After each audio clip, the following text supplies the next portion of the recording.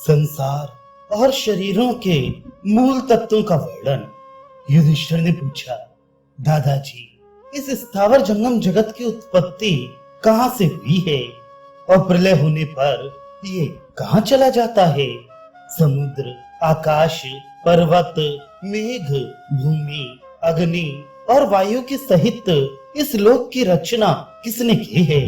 प्राणियों की उत्पत्ति, वर्णों का विभाग, शुद्धि अशुद्धि के नियम और धर्म अधर्म की विधि, इन सब की कल्पना कैसे हुई?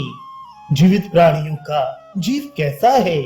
उनमें जो मरते हैं वे कहाँ चले जाते हैं तथा उनका इस लोक से परलोक में जाने का क्रम क्या है? ये सब बातें मुझे सुनिए। भीष्म जी बोले, राजन, इस विषय में ये पुरातन इतिहास प्रसिद्ध है। एक बार परम तेजस्वी महर्षि भृगु कैलाश के शिखर पर बैठे थे। उन्हें देखकर उनसे भरद्वाज मुनि ने यही प्रश्न किया। तब भृगु जी बोले, मुनि, महर्षियों के सुनने में ऐसा आया है कि आरंभ में एक मानस देव था। वह आदि अंत से रहित, अभेद्य और अजर अमर था। वह अव्यक्त नाम से प्रसिद्ध, वह शाश्वत, अक्षय और अविनाशी था। उसी से सब जीवों की उत्पत्ति होती है और मरने पर उसी में वे लीन होते हैं। इस स्वयंभू मानस देव ने पहले एक तेजोमय दिव्य कमल की रचना की। उससे वेद स्वरूप ब्रह्मा की उत्पत्ति हुई। वह अहंकार नाम से भी प्रसिद्ध है और समस्त भूतों का आत्मा तथा उनकी रचना करने वाला है। ये जो पंच महाभूत है, इनका वास्तविक स्वरूप भी वह ब्रह्मा ही है। पर्वत उसकी अस्थियां हैं, पृथ्वी उसका मेद और मांस है, समुद्र रुधिर है, आकाश उदर है, पवन श्वास है, अग्नि तेज है, नदियां नाड़ियां हैं, चंद्रमा और सूर्य नेत्र है, आकाश सिर है, पृथ्वी पैर है और दिशा भुजाएं हैं। इस अचिंत पुरुष को जानना सिद्धों के लिए भी कठिन है। यही भगवान विष्णु है और अनंत नाम से प्रसिद्ध है। ये समस्त भूतों का आत्मा और अंतर्यामी है। जिनके चित्त मलिन है वे इसे नहीं जान सकते। भरद्वाज ने पूछा, भगवान, आकाश, दिशा, पृथ्वी और वायु का कितना कितना परिमाण है? ये बताकर मेरा संदेह दूर कीजिए। भृगु जी ने कहा, मुनिवर, यह आकाश तो अनंत है। इसमें अनेकों सिर और देवता लोग निवास करते हैं। इसी में उनके लोक भी हैं। ये बड़ा ही रमणीय है तथा इतना विशाल है कि कहीं इसका अंत ही दिखाई नहीं देता। ऊपर जाने वालों को पृथ्वी के नीचे चंद्रमा और सूर्य दिखाई नहीं देते। वहां अग्नि के समान तेजस्वी देवता स्वयं अपने प्रकाश से ही प्रकाशित रहते हैं, किंतु वे तेजस्वी नक्षत्रगण भी इस आकाश का अंत नहीं पा सकते, क्योंकि यह अनंत और दुर्गम है।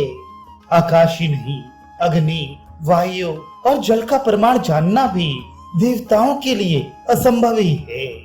ऋषियों ने विविध शास्त्रों में त्रिलोकी और समुद्रों के परमाणु के विषय में तो कुछ कहा भी है, परंतु जो दृष्टि से परे है और जिस तक इंद्रियों की भी पहुंच नहीं है, उस परमात्मा का परिमाण कोई कैसे बताएगा? आखिर इन सिद्ध और देवताओं की गति भी तो परिमित ही है। अतः परमात्मा का अनंत नाम उसके गुण के अनुरूप ही है। भरद्वाज ने पूछा, मुनिवर, लोक में ये 5 धातु ही महाभूत कहलाते हैं, जिन्हें ब्रह्मा ने सृष्टि के आरंभ में रचा था और जिनसे ये सब लोक व्याप्त हैं। परंतु ब्रह्मा जी ने तो और ही हजारों भूतों की रचना की है। फिर इन्हीं को भूत कहना कहाँ तक युक्ति संगत है? भृगु जी बोले, मुनि, ये 5 असीम हैं, इसलिए इन्हें महा कहा जाता है और इन्हीं से समस्त स्थूल भूतों की उत्पत्ति होती है। अतः इन 5 की ही महाभूत संज्ञा होनी उचित ही है। मनुष्य का शरीर भी इन 5 भूतों का ही संघात है। इसमें जो गत है वह पवन का भाग है, खोखलापन आकाश का अंश है, ऊष्मा अग्नि का अंश है, लहू आदि तरल पदार्थ जल के अंश हैं और हड्डी मांस आदि ठोस पदार्थ पृथ्वी के अंश हैं। इस प्रकार स्थावर जंगम सारा जगत इन 5 भूतों से ही बना है तथा श्रोत्र, घ्राण, रसना, त्वचा और नेत्र संगत इंद्रियां भी इन्हीं के परिणाम हैं। भरद्वाज ने पूछा, भगवान आप कहते हैं कि समस्त स्थावर जंगम इन 5 महाभूतों से ही बने हैं, किंतु स्थावरों के शरीरों में तो ये 5 तत्व देखे नहीं जाते। वृक्षों को ही लीजिए, वे न सुनते हैं, न देखते हैं, न गंध और रस का ही अनुभव करते हैं और न उन्हें स्पर्श का ही ज्ञान है। फिर वे 5 भौतिक कैसे कहे जा सकते हैं? उनमें ना तो ध्रुवत्व देखा जाता है, न अग्नि का अंश है और न पृथ्वी या वायु का भाग ही देखा जाता है तथा आकाश का तो कोई प्रमाण ही नहीं है, इसलिए उन्हें भौतिक नहीं कहा जा सकता। भृगुजी बोले, मुनि वृक्ष यद्यपि ठोस जान पड़ते हैं तो भी उनमें आकाश अवश्य है, इसी से उनमें नित्य प्रति फल फूल आदि की उत्पत्ति संभव हो सकती है। उनके अंदर जो ऊष्मा है उसी से उनके पत्ते, छाल, फल और फूल कुमलाते हैं तथा ये सब मुरझाते और झड़ जाते हैं।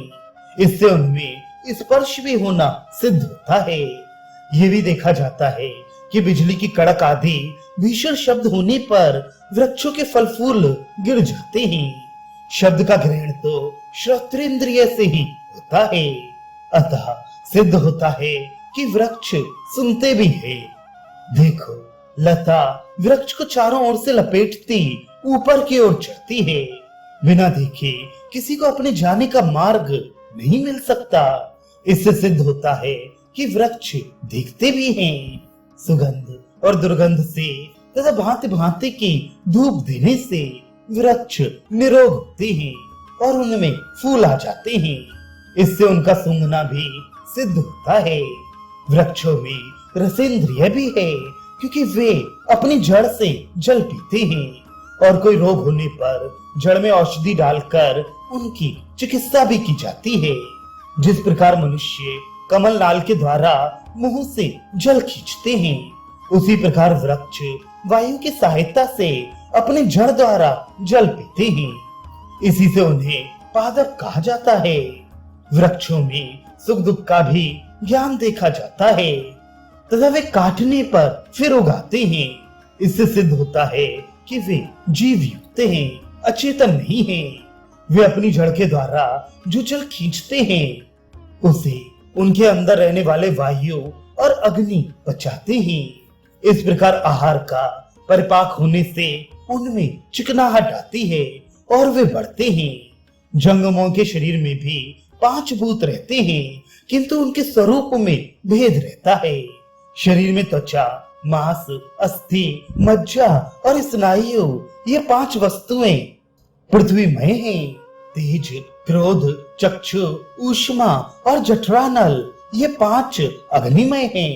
श्रोत्र, घ्राण, मुख, हृदय और उदर ये 5 आकाश के अंश हैं।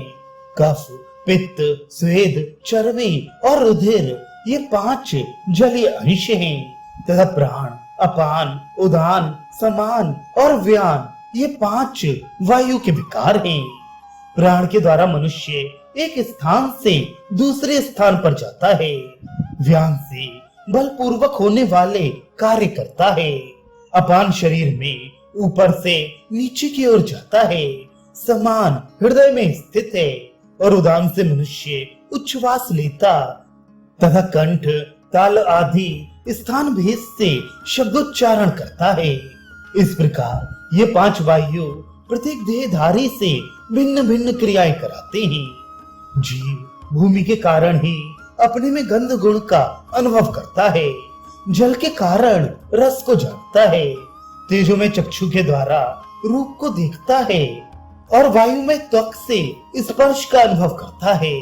शब्द, स्पर्श, रूप, रस और गंध ये पृथ्वी के गुण माने गए हैं। इनमें से मैं गंध के गुणों का विस्तार बताता हूँ।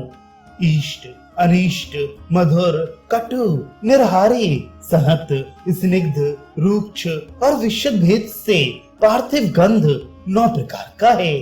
शब्द, स्पर्श, रूप और रस ये जल के गुण माने गए हैं। इनमें से रस ज्ञान का विस्तार सुनो। उदार चेता ऋषियों ने रस के अनेकों भेद कहे हैं। उनमें मधुर, लवण, तिक्त, कषाय, आम्ल और कटु ये 6 प्रकार के रस जल में हैं। शब्द, स्पर्श और रूप ये 3 गुण तेज के हैं। रूपों का ज्ञान तेज से होता है और उसके अनेकों भेद हैं। ह्रस्व, दीर्घ, स्थूल, चौकोना, गोल, सफेद, काला, लाल, पीला, नीला, अरुण, कठोर, चिकना, श्लक्षण, स्निग्ध, मृदु और दारुण ये 16 प्रकार के रूप हैं। शब्द और स्पर्श ये 2 गुण वायु के हैं। वायु का प्रधान गुण स्पर्श है और उसके अनेकों प्रकार हैं। उष्ण, शीत, सुखद, दुखद, स्निग्ध, विशद, खुरदुरा, मृदु, रूखा, हल्का, भारी और अधिक भारी ये स्पर्श के 12 भेद हैं। आकाश का एकमात्र गुण शब्द ही है। वह कई प्रकार का है। प्रधानतया उसके 7 भेद हैं। षडज, ऋषभ, गांधार, मध्यम, पंचम, दैवत और निषाद।